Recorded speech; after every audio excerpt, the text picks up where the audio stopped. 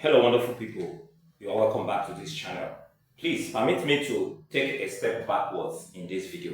In this video, I want to be showing some of our upcoming electricians some of the challenges that they may see on site. Challenges of, for instance, you are not the person that ran the conduit piping of a particular house or a building, and as an upcoming electrician, you've not been experienced. You are asked by your oga to go and start the conduit piping, and there you see a challenge of conduit pipe running from the DB, the distribution board, straight to the switch, and from the switch to the point of lighting, just like the video I dropped yesterday about the conduit piping of a parapet, where the pipe ran from the DB to the switch, and from the switch straight to the lighting point. So one may be asking a question: is the neutral not actually meant to bypass the switch? Yes, it's meant to bypass the switch, but in some cases the neutral travel with the red, enters the switch. The red wire, being the mains, may stop at the switch and continue to another switch with the branch going to the lighting point, while the neutral travels without stopping at the switch. It will enter the switch and leave the switch through another pipe. So here I want to show us some of the challenges one may see on site, a site that has already been piped. The electrical conduit piping has already been done. So how do you face these challenges? Because I was waiting for the right time when we must have dabbled into the electrical wiring. So I don't think waiting will be necessary. So let's do this, please. You will notice that I dropped something like this. And if you watch my previous videos, you will see that something like this has not been discussed before, except the last video I dropped. So this is a parapet, for instance. On this parapet, the lighting point has been routed and the pipes has been connected. Now I made mention of projecting your pipe, lifting your pipe to face this direction. Let's assume this is not here. We project our pipe and raise it up like this. Raise it up to face this direction where our switch will be installed.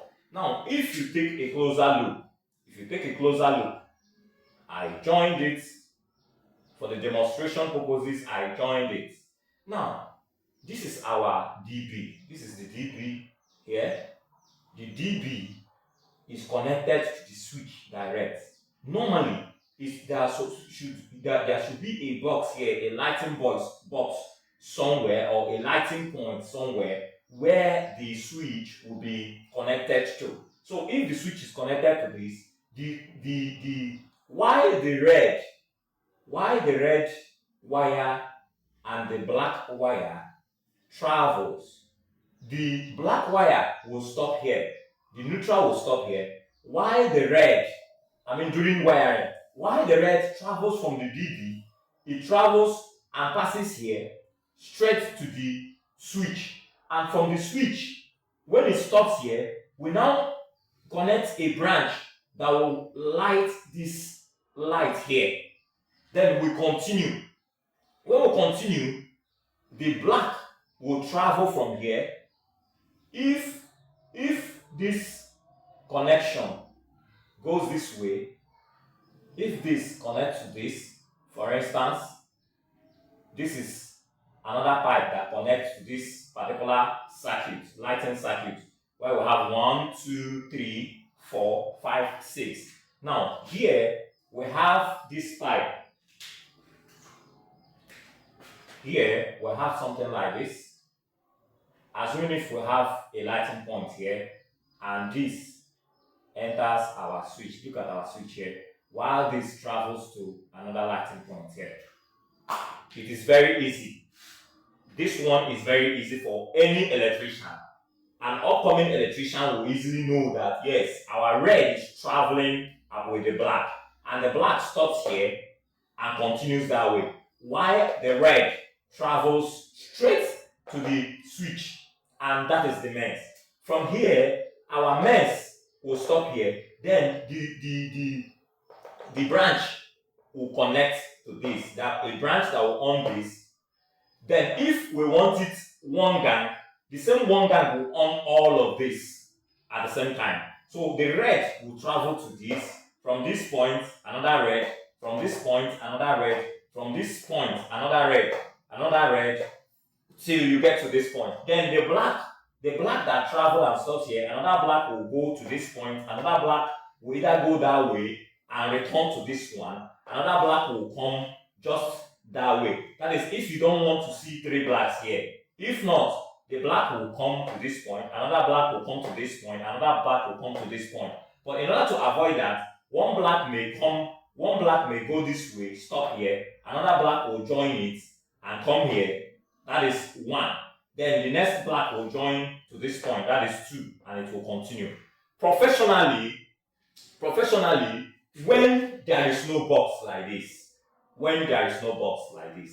for instance, in this case, this is our switch. This is our switch here. And this pipe is coming from this board DB to this switch. So from this switch, we connect to this lighting point, for instance. That is if there is no box somewhere, there is no other lighting point to be controlled by this particular switch. Assuming there is no other lighting point to be controlled by this switch, every lighting point has been taken care of in other circuits that are not shown here. Now, what do you do? What you need to do is, when you are fishing your mains, your red and your black, your 1.5 red and your 1.5 black, the two of them are coming. Now, at this point, the red, being your mains, will stop here. The black will travel and enter this without any termination, without any joints. It will not stop at the switch. It will continue and it will get to this point. And your black will stop here and continue that way until it gets to this, the last lighting point. While your red will now come in, your branch will come in and will on this. Your branch will come in and stop here, will continue. You can loop it. So during your fitting, during the installation of your fitting, you can then cut your red, knowing that the lights will be on the same using one gang. Now, looking at a similar example, let's assume we have something like this.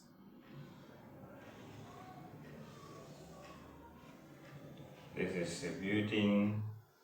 For instance, I'm just demonstrating. We have our DB here. We have something like a switch here. Now this is a lighting point. This is another lighting point. So here, somebody ran the conduit pipe from here to the switch, from here to this lighting point, to another lighting point here, then from here to a switch. This is another switch, then to this lighting point. What do you do? So if you see this kind of a thing at a particular place where you are expected to run the wiring, the piping has already been done, what do you do? So what you need to do is, while you are bringing your red and your black wire, that is your live and neutral. The red wire is supposed to be your mains. It's supposed to come here and stop firstly, while the black will come to the switch through this pipe and leave the switch through the other pipe, heading to this lighting point.